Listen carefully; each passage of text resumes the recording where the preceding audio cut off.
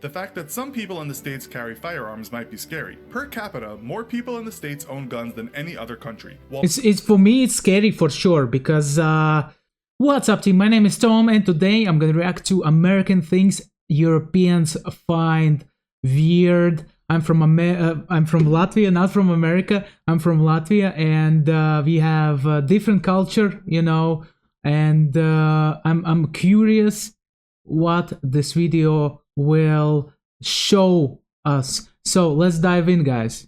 If you've ever seen Quentin Tarantino's hit movie Pulp Fiction, you'll know it opens with a scene in which Samuel Jackson shows his surprise regarding the legality of cannabis smoking in Holland and the fact that the French eat their fries with mayonnaise. Ugh, is his reaction to the use of such a condiment. Well, we can tell you ugh works both ways, and there are plenty of things Americans eat, do, believe, and say that Europeans find plain weird. Today, let's check it we'll out. Look at some of those things. In this episode of the Infographic Show, American Things Europeans Find Weird. Don't forget to subscribe and click the bell button so that you can be part of our notification squad. We'll stay with food and restaurants for the time being. As we've discussed in other shows, not everyone in the world is so draconian about tipping. In fact, in some parts of Europe, throwing a buck on the counter after receiving a cold beer would be totally insulting. In many European countries, tipping in some situations can be seen as charity. When visiting the US, many Europeans might find it weird that a waiter or waitress keeps coming back to your table. In the States, it may be seen as just good service, but to some Europeans, it could be construed as someone getting in the way of a good meal. That meal, by the way, could be about 3 times larger than many people in Europe are used to. In general, American food portions look... Just talking about tips, guys, you know, here in Latvia, I know people, my father also does it, he tips all the time. It doesn't matter, good, bad service from the waiters, he tips. For me, if I get a good service, I always tip. If I get a bad service, I don't understand what I'm tipping for. For example, if I come and to a new place and I wanna order something, but I don't know what, and I ask to the waiter, can you please tell me about like what was the best drink to take? And he just like takes the menu, starts looking at it, you know, like, man, I can do it myself. I want your opinion. I want to hear it, you know, like this is one of the things, you know, like, or for example, how they treat you, how they talk to you, you know, and etc. etc. For me, plays a big role. So what about you guys? Do you tip all the time, or you prefer to you know, to look at the service first? And I would love to hear your opinions, guys.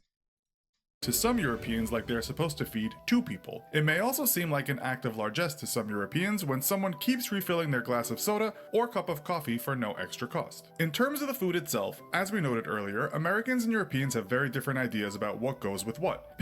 We don't have refills, guys. Unfortunately, here in Latvia, for everything you need to pay and pay again. So it's very sad.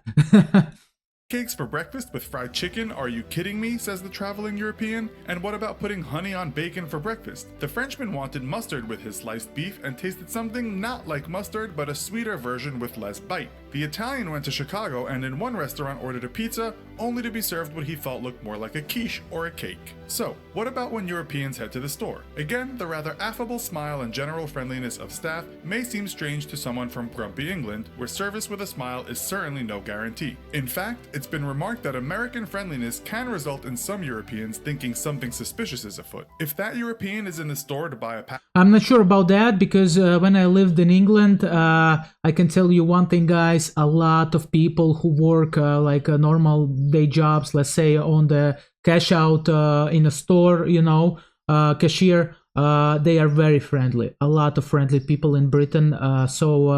Yeah, I have not been in America for now. Hopefully one day I will go, and I can tell you, and I will tell you my like experience on that. Here in Latvia, guys, you're gonna meet a lot of grumpy people, a lot of people like, I mean, in a shop, let's say, or other places, because Latvians are introverts, right? They're not the best to communicate, and you know, of course there are like good services where people will greet you and be smiley, but if you go out of the city center, right, in the districts, it's the level is much less. So pack of cigarettes or a bottle of wine, they may be extremely surprised when they get asked for ID, as that might not have happened to them for over a decade or two. On top of Europe mainly having laxer laws on age restrictions, IDing people is not such a big deal as it is in America. Only in July this year, Oasis frontman Liam Gallagher said he was ID'd in the US after trying to buy cigarettes. He tweeted, "I've just been told I can't buy cigs unless I got ID. I'm 40 freaking 4. Has the world gone mad?" Indeed, in his home city of Manchester, he'd probably been buying his smokes for 30 years without a problem. And then the European looks inside his or her wallet only to see a bunch of notes that all look the same, all the time wondering how this could possibly make any sense. The good thing is, in America, you can pay with plastic just about anywhere, which is something... Yeah, you know, like here in Latvia, if somebody asks you ID and you're like 30 plus, you can consider it as a compliment, because like here the rules are strict. If you sell cigarettes or alcohol to kids, you're gonna get in trouble. Yes, and in the shops they ask ID all the time. Even me, look at me, like I'm 32 years old. Even then, like the people who sell me, they are looking at me and judging and asking me, "I think you're 18. I'm like, "Man, I'm 32. I'm 32, okay?" So yeah. Many Europeans are still not used to. They may also be unpleasantly surprised to find out when they do buy something, taxes get added on top of the price they saw. So they try and get back to their hotel, but have to ask the way. They are told to walk 6 blocks this way and turn left. Only for some Europeans not familiar with the US, giving someone directions using blocks may seem weird. Parts of Europe were not built with city blocks in mind and just gradually spread in a way that makes it hard to find your way around. When they finally do get back, they settle down to watch some TV, only for some reason the shows are interspersed with commercials that seem to be longer than the actual minutes given to the actual content. This drives some Europeans crazy. At some point, they might come across World Wrestling Entertainment and be quite confused at how some Americans can get so worked up about what to them looks like an act with an ending already. Listen, guys, advertisement is everywhere, and if you watch Latvian TV, this is the same over here. We have a lot of minutes of advertisement, and basically, let's say for half an hour, 40 minutes, in my opinion, of a TV show, we have like 15-20 minutes of advertisement. So it's not only in America like that.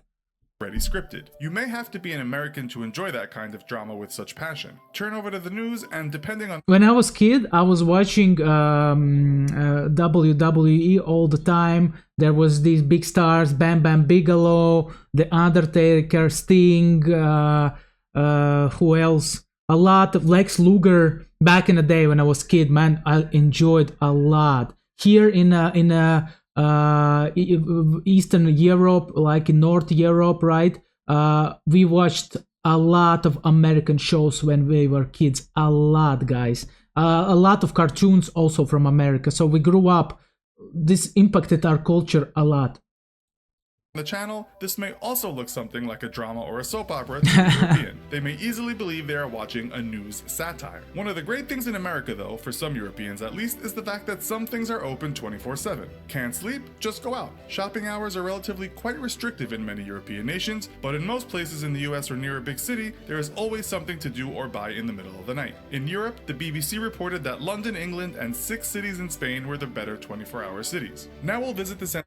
Guys, I have a question for you, as you live, for Americans, for people who are in America, right? Do you guys, can you buy alcohol after 10 o'clock? Because here in Latvia, after 10 o'clock, it's our only place you can buy alcohol is bars, and there are some night shops, right, in districts, but this is like dangerous to go there sometimes. For example, if you're a tourist, man, it might be like shady, because the action that's happening at the shops, man, it's you know, like might be dangerous for a tourist.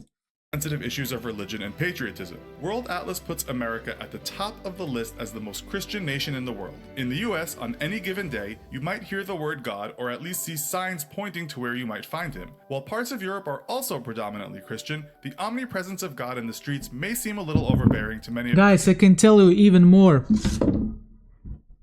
This baby, right? We have in the God we trust, and it says everything about it, isn't it?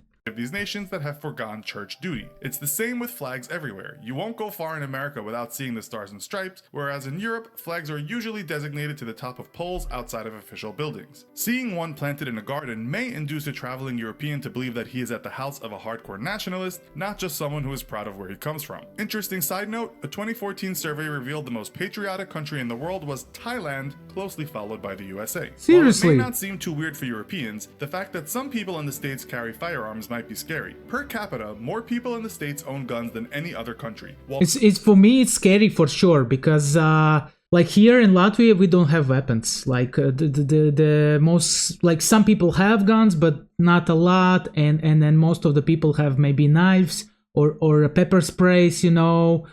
So basically, we are not used to this kind of culture. Also, I see it as a threat because I have heard about school shootings, and I'm, you know, like I'm not against the guns, but in the same time, I think that it must be controlled, you know, in my opinion, of course. While most cops in Europe do carry guns, it's unusual to see a cop Yeah, in cops England, carry. Scotland, or Wales carrying a gun. The fact that regular Joes might be carrying a firearm seems fairly weird to many Europeans. It might That's not for seem sure. so strange to Serbians, who also have a high rate of guns owned per person. Size also matters to Europeans when traveling in the States. In America, everything just seems bigger, and not just the aforementioned dishes. The roads and streets seem larger for the most part, and if you don't have a car, it can seem hard to get anywhere, especially in a place like LA. The cars themselves seem a lot bigger, large enough to crush Mr. Bean in his Mini, and the people inside them also seem big on average, if not taller, then wider on average. The skyscrapers are taller, and in general, American cars so big, so huge. I have seen a Ford recently. Yesterday, I was passing by a big American Ford, right? A pickup. Man, it's so huge. I could live there, man. Literally live there. I don't know what is the thing about having everything big in America, but I like it. I like it, man. houses statistically have a lot more space than the average European house. One survey stated that the Danish had the most living space in Europe, still much less than Americans, but much more than the Brits, that to Americans might seem their whole house is smaller than their basement. It may not be that weird, but one might ask why everything is so big in the US. As for appearance, some Europeans may find the amount of Americans that are continually decked in what looks like gym wear a bit strange, as most are not going to the gym. Other styles that are mostly an 80s thing but seem to have stayed around a little. You know, like here we have the same, a lot of girls wearing gym clothes, but they do sports. A lot of Latvians do sports, especially youngers, especially women, and they love to wear those yoga pants, man. And it drives men crazy, man. It drives men crazy. This is mad. Are the big hairstyles on some older American women. Big lips and big breasts may also be a fashion weird to some Europeans, while in the USA the president still seems to sport a fake tan. On the positive side, Americans all seem to have such perfect white teeth, quite different from those Brits. This was hilariously depicted in an episode. Also, Americans have very white teeth, by the way. Also, I have created a video, guys, about America against Euro, comparing Europe. You can check it out over here. Yeah. Episode of The Simpsons in which the Big Book of British Smiles horrifically demonstrated the apparent lack of dental hygiene in the country. So, what do you Europeans out there find strange about Americans? Listen, I would not think that in Great Britain is the lack of dental care. It's about the prices, because the dental prices in Britain are so high. Here in Latvia, it's very low comparing to other places in Europe. And even British people fly to Latvia to make their teeth.